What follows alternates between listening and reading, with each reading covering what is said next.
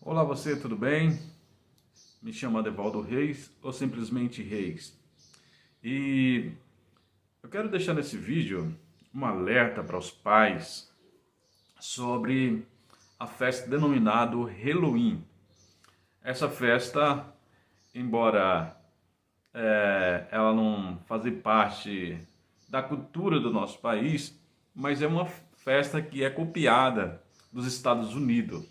E há uma reportagem da Record que vocês vão assistir que fala quanto é nocivo para as crianças essa festa denominada Halloween. Então, nós precisamos tomar muito cuidado porque isso afeta de maneira destrutiva as nossas crianças. É muito nociva para as nossas crianças. Então, nessa reportagem você vai ver que especialistas, historiadores vão falar sobre a origem dessa festa que, infelizmente, foi copiada lá dos Estados Unidos e foi traga para o Brasil. Lembrando que essa festa Halloween, ela não tem origem também nos Estados Unidos, né?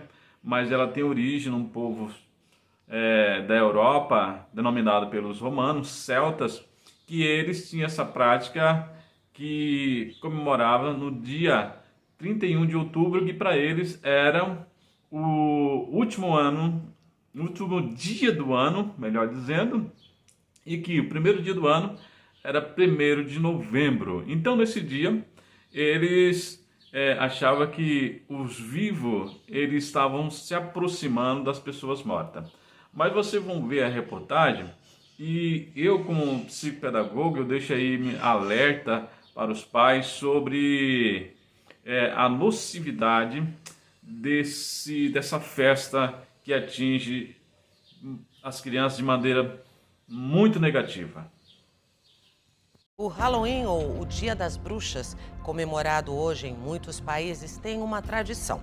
Crianças fantasiadas com personagens de terror pedem doces na vizinhança. Pode parecer uma brincadeira inofensiva, mas as origens dessa festa remetem a questões bastante obscuras, o que preocupa pais e educadores. Para alguns é apenas uma celebração, para outros é uma influência perigosa. Nesta época do ano, fantasias de terror e enfeites de mortos chamam a atenção, especialmente de crianças e adolescentes. Estamos falando do Halloween.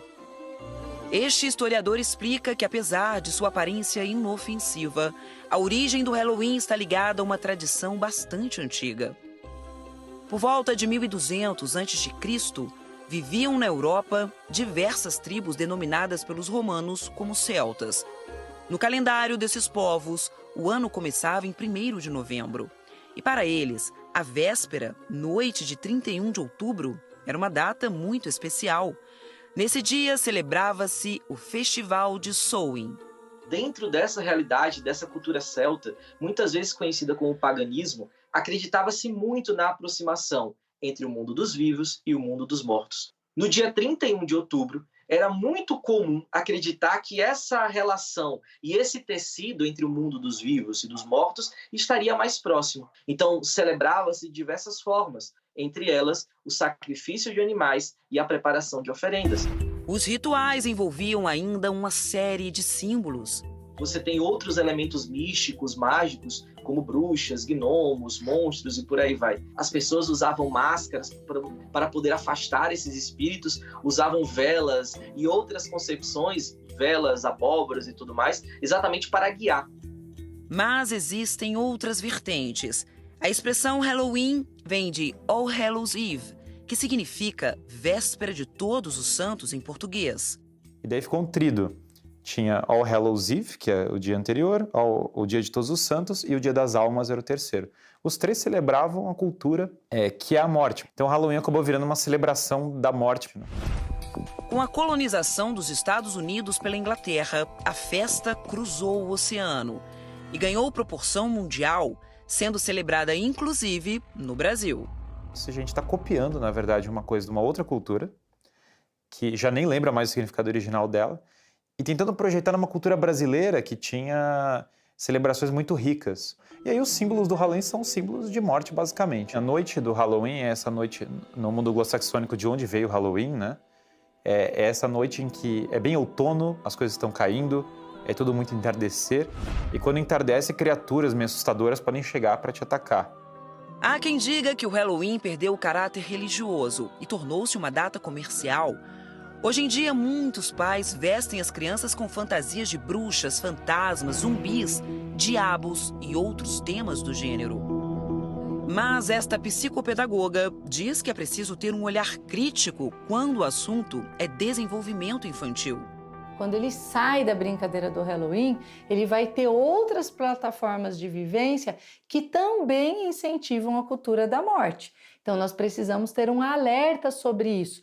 Por que essas crianças e esses jovens precisam, nessa festa, viver e dar vazão a todo esse conteúdo mórbido? O que elas estão tendo contato?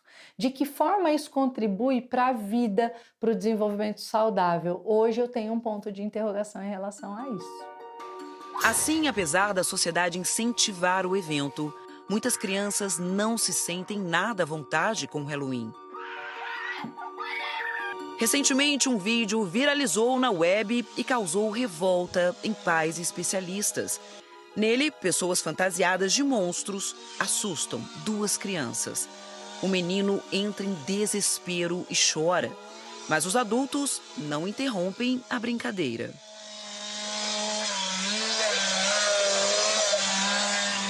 Levanta um alerta para os pais em relação ao Halloween, porque ele vai oportunizar essa vivência, essa experiência muito mais pautada no terror, no pânico, na morte e em conteúdos dessa natureza do que um brincar saudável. Aqui na casa da Rafaela, a festa de Halloween não é permitida. Hoje, inclusive, os filhos estão em casa justamente porque no colégio aconteceria hoje a festa de Halloween. Quando foi que começou essa sua preocupação? Por que não permitir que os seus filhos participem de comemorações como essa, Rafaela? Então, desde que eu me tornei mãe, né, eu pesquisei sobre a festa, desde a primeira festa de Halloween. E aí eu entendi a origem da festa, como começou, né, que é algo que não é positivo, né, para as crianças. Mesmo não participando das festas, Fernando, de 4 anos, se assusta com o clima de Halloween. Ele tem medo, né, se ele vê imagem de bruxa, escuro, ele não gosta. Se ele vê um desenho ou qualquer coisa assim, ele fica com medo. Então, eu imagino se ele participasse, né, se fantasiasse desse tipo de coisa, seria bem pior. Quando eu era pequeno até eu gostava, mas depois que eu cresci e tive a noção do Halloween, eu percebi que não era uma festa que agradasse, uma boa festa, que, como minha mãe mesmo disse, é uma festa ruim, que traz ali um trauma, um pavor para as pessoas. Cassiana lembra que os pais normalmente evitam que os filhos tenham acesso a conteúdo de terror.